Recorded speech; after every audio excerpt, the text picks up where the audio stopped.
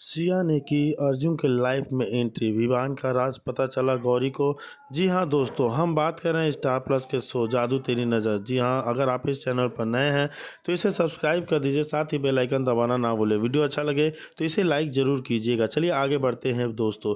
जादू तेरी नज़र के इस एपिसोड में विवान और गौरी सुरक्षित रूप से कुएं से बाहर आ जाते हैं और विवान गौरी को अपनी बाहों में उठा लेता है। उनकी आंखें मिलती हैं और दोनों एक पल के लिए शर्मिंदगी महसूस करते हैं। गौरी अभी भी गुस्से में कुएं में फेंकने के लिए पत्थर उठाने लगती है। विवान माफ़ी मांगता है लेकिन गौरी उसकी जान बचाने के लिए उसे धन्यवाद देती है। वो उसे बताता है कि वह निर्दोष है और उसका अंधेरे बल से कोई संबंध नहीं है, फिर भी वह पीड़ित है। गौरी खुलती है और कहती है कि वह बचपन से ही संघर्षों का सामना कर रही है। वह विवान से पूछती है कि अंधेरे बल उसके पीछे क्यों पड़े हैं, लेकिन विवान जवाब देने के से बचता है और उसके बजाय उसे अपने साथ ले जाता है। अचानक गौरी को चोट लगती है और विवान उसे फिर से उठाता है और उसे दिलासा देता है। गौरी एक बार फिर उसे धन्यवाद देती है और विवान उसे बताता है कि वह बहुत बहादुर है। जैसे ही वे घर में कदम रखते हैं उन्हें एक अजीब सी अनुभूति होती है।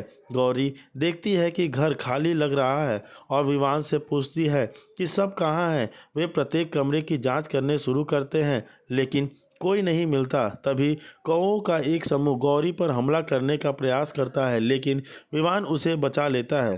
कुछ गड़बड़ होने का एहसास होने पर वे मुख्य हॉल की ओर भागते हैं। विवान अपने भाई बहनों को बुलाता है लेकिन कोई जवाब नहीं मिलता। गौरी बताती है कि अखंड ज्योति बुझ गई है और सुझाव देते हैं कि विवान को नुकसान पहुंचाने के लिए अंधेरी शक्ति ने ऐसा किया होगा। उसे याद आता है कि जब वह छाया की दुनिया में थी तब ज्योति बुझ गई थी। मुक्त होने के बाद सिया गौरी को गले लगाती है और सब कुछ ठीक होने तक उसे आश्रय देती है। गौरी आभारी होने के बावजूद भी सिया से कोई जोखिम न लेने का आग्रह करती है। विवान हर्ष को प्रोत्साहित करता है कि वह इसे सिया को अपनी ज़िंदगी में वापस लाने के मौके के तौर पर ले। अर्जुन इस विचार का समर्थन करता है और विवान को उन सभी को बचाने के लिए धन्यवाद देता है। गौरी को आश्चर्य होने लगता है कि अंधेरी शक्ति ने अनंत ज्वाला को क्यों बुझा दिया लेकिन किसी को नुकसान नहीं पहुंचाया। विवान सहमत होता है, यह स्पष्ट है कि कुछ बड़ा प्लान किया जा रहा है। इस बीच वीना खुद को आईने में देखती है और रोने लगती है। यह पता चलता है कि वह वास्तव में वीना नहीं है, कामनी के परिवार में घुसपैठ करने और बदला लेने के लिए उसका रूप धारण किया है। उसके वेश में सच्चाई स्थित है, खतरे की एक और परत जोड़ती है। विवान के घाव की देखभाल करते हुए समय गौरी उसके अतीत पर विचार करना शुरू कर देती है।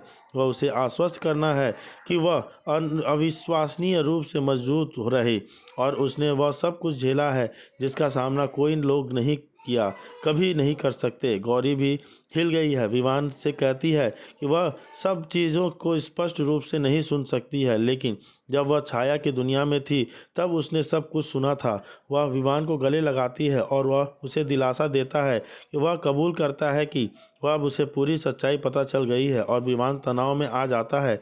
उसे चिंता होती है कि शायद उसे रहस्य के बारे में पता चल गया है। उसका असली स्वभाव विवान और गौरी के बीच का रिश्ता मजबूत जाता है क्योंकि वे अनिश्चितता का सामना एक साथ करते हैं। जबकि तत्कालिक खतरा बीत चुका है, असली खतरा अभी शुरू हो सकता है। जी हाँ दोस्तों, सच में ऐसा है। उस राक्षस ने अपनी वास्तविक दुनिया में लाना चाहिए क्या जहाँ उनका अधिक नियंत्रण होगा। विवान गौरी पर अपना भरोसा व्यक्त करता है लेकिन उसकी सटीक योजना को समझने पर जोर देता है। गौरी उसे बताती है कि उसे पूजा कक्ष में जाने की ज़रूरत है और विवान राक्षस को व्यस्त रखने का फैसला करते हुए कार्यभार संभाल लेता है। वह गेट खोलता है और गौरी को आगे बढ़ने के लिए रास्ता साफ करता है। इस बीच वास्तविक दुनिया में अर्जुन और संध्या घर के हर प्रवेश द्वार पर राख फैलाते हैं और दादी वीना से पूछती है कि गौरी छाया की दुनिया में कैसे प्रवेश करने में कामयाब रही। वीना हालांकि चुप रहती है और कोई जवाब देने को तैयार नहीं है। छाया दुनिया की वापस विवान गौरी को चुप चुपचाप पूजा कक्ष में जाने के लिए कहता है, लेकिन जैसे ही वे पास जाते हैं राक्षस अचानक उनके सामने प्रकट होता है।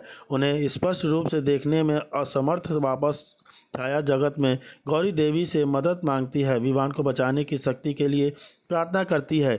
एक नाटकीय क्षण के गौरी त्रिशूल उठाती है और राक्षस पर निशाना साधती है।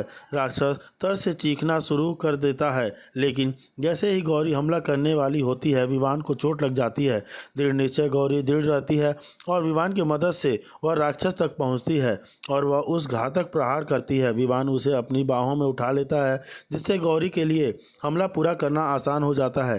त्रिशूल के राक्षस मारा जाता है और एक पल के लिए सन्नाटा छा जाता है। दूसरी तरफ हर्ष और सिया अभी भी नक्षत्रों पर नजर रखे हैं, लेकिन कुछ अजीब हो रहा है। कामनी की परछाई खिड़की के दिखाई देती है और हर्ष उसे बंद करने की कोशिश करता है, लेकिन वह नहीं हटती। हालांकि सिया एक बार फिर नक्षत्र को विष से भरे देती है ताकि कामनी के प्रवेश को रोका जा सके। कामनी खिड़की खोलने की कोशिश करती है, लेकिन जैसे ही नक्षत्र चमकता है वह गायब हो जाती है, जिससे दृश्य तनावपूर्ण हो जाता है। वापस छाया की दुनिया में विमान राहत की सांस लेता है। गौरी को बताता है कि उन्होंने यह कर लिया है कि वे आखिरकार राक्षस को मुक्त हो गए। हालांकि गौरी आश्वस्त नहीं है, वह विमान को चेतावनी देती है कि खतरा अभी खत्म नहीं हुआ है। उन्हें परिवार की सुरक्षा ने सुनिश्चित करने के लिए अभी भी जितनी जल्दी हो सके वास्तविक दुनिया में लौटने की ज़रूरत है। वास्तविक दुनिया में हर्ष और सिया प्रत्येक नक्षत्र की जांच करना जारी रखते हैं, लेकिन स्थिति बदतर हो जाती है।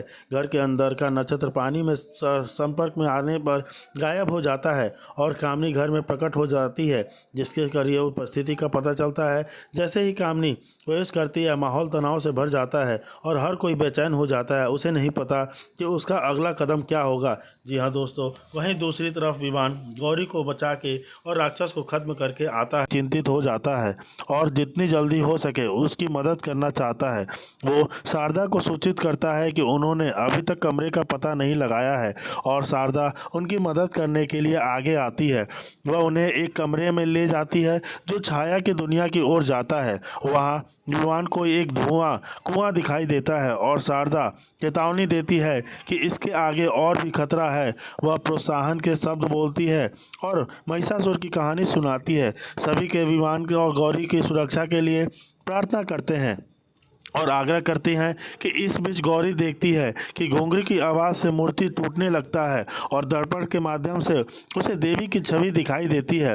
वह घुंघरू पहनती है और नाचने लगती है। जैसे ही राक्षस गौरी के करीब आता है घर में हर कोई प्रार्थना करने लगता है। जैसे ही वह और तेज़ी से नाचती है मूर्ति टूटता रहता है। घर के में तेज़ हवा चलने लगती है और पूरा परिवार अखंड ज्योति की रक्षा के लिए इकट्ठा हो जाता है। जैसे ही कुएं का ढक्कन टूटता है विवान कुएं में कूद जाता है। गौरी राक्षस का सामना करने के लिए तैयार हो जाती है। छाया जगत में गौरी आईने से देखती है कि अखंड ज्योति बुझने वाली है। अभी विमान आ जाता है। गौरी त्रिशूल को छूती है और राक्षस चीखता है जोर से। वह परेशान हो जाती है और पीछे की ओर खींच जाती है। राक्षस कमरे में प्रवेश करता है और धीरे धीरे उसकी ओर बढ़ता है। खतरे को भांपते हुए परिवार के लोग फीके पड़ते हैं और अखंड ज्योति को लेकर चिंतित हो जाते हैं। हर्ष सिया से वहां से चले जाने का और सुरक्षित रहने का आग्रह करता है, क्योंकि कामनी कभी भी हमला करने के लिए आ सकती है। हालांकि सिया वहां से जाने से मना कर देती है और परिवार का समर्थन करने के लिए दृढ़ रहती है। गौरी को पता चलता है कि राक्षस अंधा है और केवल आवाज़ सुनकर ही प्रतिक्रिया करता है। वह उसे गुमराह करने के लिए घुंघरू फेंकती है और फिर और अधिक शोर मचाने के लिए अन्य वस्तुओं को फेंकना शुरू कर देती है। हालांकि इस प्रक्रिया में वह खुद को चोट पहुंचा लेती है। राक्षस चीखना और आगे बढ़ना जारी रखता है। चोट की तीव्रता से गौरी बेहोश हो जाती है। सिया सभी को बताती है कि उन्हें गौरी ने दिया जलाने का इंतजार करना चाहिए और कामनी के हमले को टालने के लिए एक सुरक्षात्मक अवरोध बनाने का सुझाव देती है। जैसे ही राक्षस हमला करने के लिए अपनी कुल्हाड़ी उठाता है गौरी डर के मारे अपनी आंखें बंद करके खड़ी हो जाती है। निर्णायक क्षण में विहान आता है और उसे बचाता है। गौरी उसे देखकर भावुक हो जाती है और आखिरकार समझ जाती है कि उसने कितना दर्द सहा है। वह उसे अपने खून से सने हाथ दिखाती है और विवान उसे धीरे से दूसरे कमरे में ले जाता है। वह उसे राक्षस से बचाने के लिए दरवाज़ा बंद कर देता है। गौरी विवान को गले लगाती है और उसकी बाहों में सुरक्षित महसूस करती है और वह उसे आश्वासन देता है कि जल्द ही वे सामान्य दुनिया में लौट जाएंगे। क्या विवान अपने प्लान में कामयाब हो जाएगा? जानने के लिए देखिए हमारे साथ बने रहिए। और वहीं दूसरी तरफ जाकर आईने में गौरी की मौजूदगी को एहसास करता है और महसूस करता है कि वह बहुत बड़ी मुश्किल में है। गौरी बार बार आईने पर दस्तक देकर उसे बुलाती है। विवान कहता है, अगर गौरी को कुछ हुआ तो मैं खुद को माफ़ नहीं कर पाऊंगा। विवान अर्जुन को बताता है कि गौरी छाया की दुनिया में फंस चुकी है और यह सब छाया चुड़ैल का काम है। गौरी बार बार इशारे करती है कि वह खतरे में है, लेकिन विवान उसकी बात पूरी तरह समझ नहीं पाता। गौरी उसे बार बार बताने की कोशिश करती है कि उसकी जान को बड़ा खतरा है। इसी बीच हर्ष और ऋषिया घर लौटते हैं और बताते हैं कि कामनी घर विवान से बदला लेने आ रही है। वीणा सबके सामने टूटकर रोती है और कहती है, सब मेरी गलती है। फिर होती है कामनी की एंट्री, जो सबको बताती है कि अब मैं अपने बेटे को लेने आई हूँ और चेतावनी देती है कि अखंड ज्योति जल्द बुझने वाली है। एपिसोड के अंत में गौरी को डरावनी आवाज़ें सुनाई देती हैं और एक भयानक राक्षस फिर से उसका पीछा करता है और यहीं एपिसोड खत्म हो जाता है। अब सवाल यह है कि विवान गौरी को छाया की दुनिया से निकाल पाएगा? कामनी का असली मकसद क्या है और अखंड ज्योत बुझने से क्या होगा? आपका क्या कहना है? अगर आपको भी एपिसोड में ट्रेलर और ट्विस्ट से भरपूर में कमेंट में हमें ज़रूर बताइए कि जी हाँ दोस्तों, कि क्या विवान सच में उस डायन कामनी के साथ चला जाएगा? क्या डायन कामनी अपने मकसद में कामयाब हो जाएगी कि वीना उसे रोक देगी और गौरी बचा पाएगी अपने सुहाग, अपने विवान, अपने प्यार को? जी हाँ दोस्तों, हम तो कह रहे हैं कि जो भी होगा, जो अच्छा होगा आगे की तरह तेरी हिफाजत के लिए। पर आज मैं तुम्हें तेरा सच बताती हूँ, पर एक बात याद रखना, तेरा खून चाहे जो भी हो, मेरी परवरिश तुझे कभी हैवान नहीं बनने देगी। विवान की आंखें भर आती हैं, पर ये आंसू दर्द के थे न या नफरत के, या शायद खुद विहान भी नहीं जानता था। तेरे पिता तो हमेशा एक बेटी की ख्वाहिश थी, लेकिन जब वह ख्वाहिश पूरी नहीं हुई तो वो उन गलतियों के गलियों में भटकने लगे जहाँ प्यार सिर्फ पैसों से में बिकता है।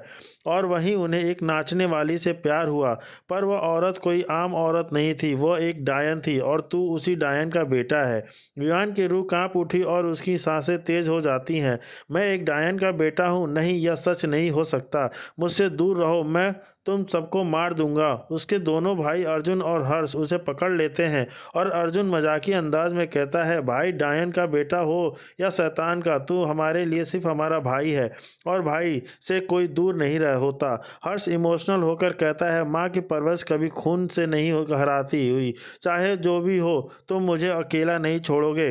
पर कहानी यहीं खत्म नहीं होती। चाची का खौफनाक खुलासा, डायन सिर्फ तेरे पिता को नहीं अपने पति को भी मार चुकी है। वो तुझे अपने पारिस के लिए देखना चाहती है, तुझे अपनी काली शक्तियों का सरदाना बनाना चाहती थी, पर हम सब ने मिलकर तुझे बचाया। विवान अपनी माँ पूछता है, क्या यह सब मेरी माँ की वजह से हो रहा है जिसने तुझे जन्म दिया? विवान की माँ कहती है, उसकी तो मौत हो चुकी है, वह कैसे वापस आ सकती है? इसके पीछे कोई और है। विवान की माँ अपने आंसू पोंछते हुए कहती है, डायन ने कहा था कि एक दिन उसका खून जीतेगा और मेरी परवरिश हार जाएगी, पर मैंने हमेशा अपनी परवरिश पर भरोसा किया है। तुझे यकीन है मेरा बेटा कभी डायन नहीं बनेगा? दूसरी ओर गौरी अपनी बहन से के अधूरे सपने को पूरा करने के लिए तैयार हो जाती है। उसे पता चल जाता है कि उसकी बहन का कॉलेज एडमिशन विवान ने ही रोका है। गौरी गुस्से में कहती है, विवान तुम्हारा खेल अब खत्म। आखिर सीन में विवान डायन को किताबें पढ़ रहा होता है और अर्जुन मजाक करता है, भाई डायन से कैसे बात करोगे? उसके पास जीलम होगा या मैं होगा? यह अब तक का सबसे बड़ा खुलासा। अगर आपको यह एपिसोड पसंद आया हो तो आप